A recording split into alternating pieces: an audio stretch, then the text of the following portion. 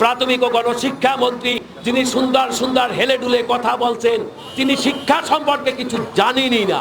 তিনি প্রাথমিক শিক্ষা সম্পর্কে তার অবগত আছেন কিনা আমার সন্দেহ। আর যদি ছুটি বর্ধিত করেন, আজকে ঢাকা শহরের শুধু হয়তো হাজার দেড়েক স্কুল প্রধান এখানে উপস্থিত হয়েছেন। আপনারা যদি আর ছুটি বর্ধিত করেন, আজকে আমি সারা বাংলাদেশের সকল জেলা প্রশাসক কার্যালয়, জেলা কমিটির মাধ্যমে স্মারকলিপি আপনার কাছে প্রদান করব। এরপরে যদি আপনার টনক না লড়ে, এরপরে যদি আপনার দয়া না হয়, তাহলে আমি কি মনে করব যে আপনি তো জাতির জনকের কন্যা, জাতির জনক বঙ্গবন্ধুর কাছে হাত পেতে কেউ কখনো ফিরে আসেনি। আপনার কাছ থেকে বারবার কেন কিন্ডারগার্টেন সেক্টর ফিরে আসতেছে, এটাই আমার প্রশ্ন আপনার কাছে। যেভাবে মানুষ রাস্তাঘাট চলাফেরা করেছে, যেভাবে মানুষ হাঁটা চলা করেছে, আজকে যেভাবে আমরা এই মানববন্ধনে দাঁড়িয়েছি, এই মানববন্ধন যদি করোনা আতঙ্কিত না হয়, তাহলে শিক্ষা প্রতিষ্ঠান খুললে করোনা আতঙ্ক হবে কেন? আজকে যদি বাজারে মানুষ করোনা আতঙ্কে না হয়, তাহলে শিক্ষা প্রতিষ্ঠান আতঙ্ক হবে কেন? আজকে যদি বাস স্ট্যান্ড করোনা আতঙ্ক না হয়, তাহলে শিক্ষা প্রতিষ্ঠান আতঙ্ক হবে কেন? আজকে যদি নির্বাচনের সভা, আজকে যদি রাজনৈতিক মঞ্চ, আজকে যদি পার্টি অফিস, আজকে যদি রোড ঘাটে হাজার হাজার মানুষ চলাফেরা করতে পারে, তাহলে একটি কক্ষে কেন 30 জন 25 জন শিশুরা লেখাপড়া করতে পারবে না? আমরা সরকারের কাছে সঠিক রোড ম্যাপ কামনা করছি।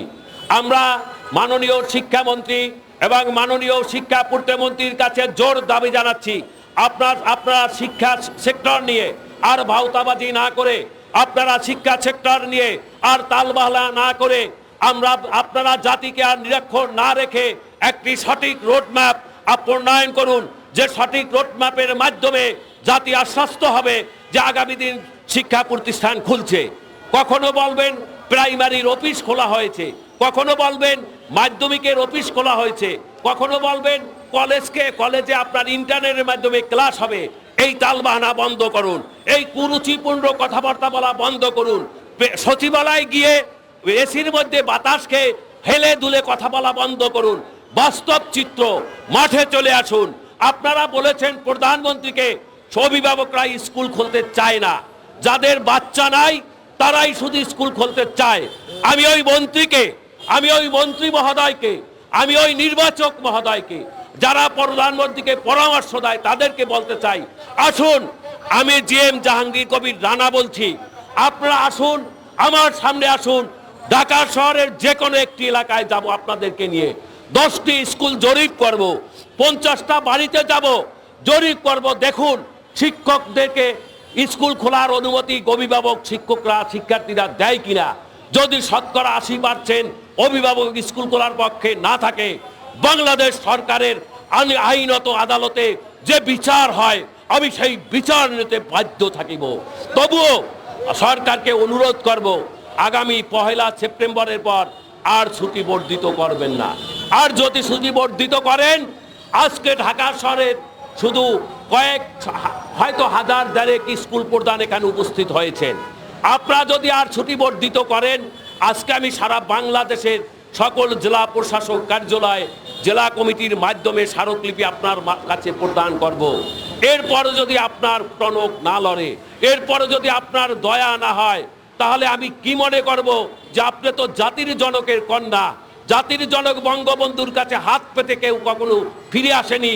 আপনার কাছ থেকে বারবার কেন কিন্ডারগার্টেন সেক্টর ফিরে আসতেছে, এটাই আমার প্রশ্ন আপনার কাছে। যদি 1 সেপ্টেম্বরের পর আর ছুটি বর্ধিত করেন, তাহলে বাংলাদেশের সকল কিন্ডারগার্টেন স্কুল প্রধানদের নয়, বাংলাদেশের সকল কিন্ডারগার্টেন স্কুলের সকল শিক্ষক কর্মচারী বৃন্দ এবং আমার অভিভাবিকাদের নিয়ে, সম্মানিত অভিভাবিকাদের নিয়ে আপনার শিক্ষা মন্ত্রণালয় গ্রাউ করতে বাধ্য হব। অন্যথায় জাতীয় প্রেস ক্লাবে আমরণ কর্মসূচি দিতে বাধ্য হব। আমি দেখতে চাই আপনার মন্ত্রীরা কতজন লাশ পেয়ে খুশি হয়। আজকে 14 জন শিক্ষকের 7 জন না 6 জন স্ট্রোক করে মারা গেছে। আজকে 3 জন আত্মহত্যা, গলায় ফাঁসি দিয়ে মারা গেছে। পেপার পত্রিকায় টিভিতে আসছে।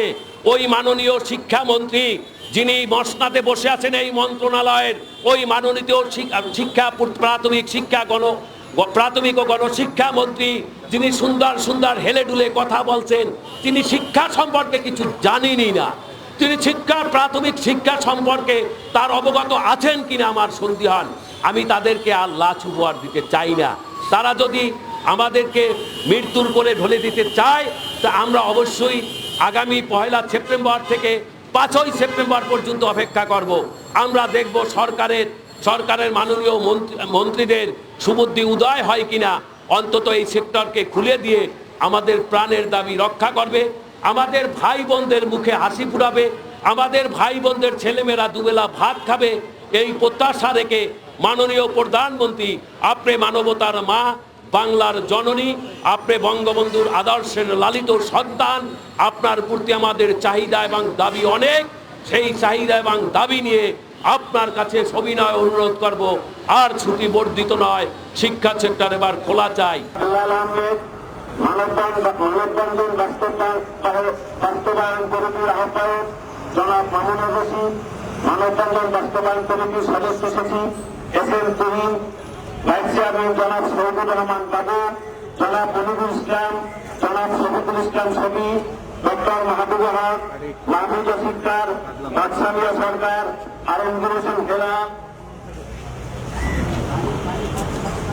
মোহাম্মদ হামিদুর রহমান হিন্দু, সিরিয়ার যুদ্ধ মহাসচিব জনাব জয়নুল আবেদিন জয়, যুদ্ধ মহাসচিব মোহাম্মদ নুরুল নবী, অর্থ সচিব জনাব এ.কে মোশাররফ হোসেন, শিক্ষা সচিব জনাব নজরুল ইসলাম, সংগঠনের সকল পর্যায়ের নেতৃবৃন্দ, ঢাকা শহরের বিভিন্ন থানা থেকে আগত আমার স্কুল প্রধান ভাই ও বোনেরা, প্রিয় সাংবাদিক ভাই ও বোনেরা, আসসালামু আলাইকুম।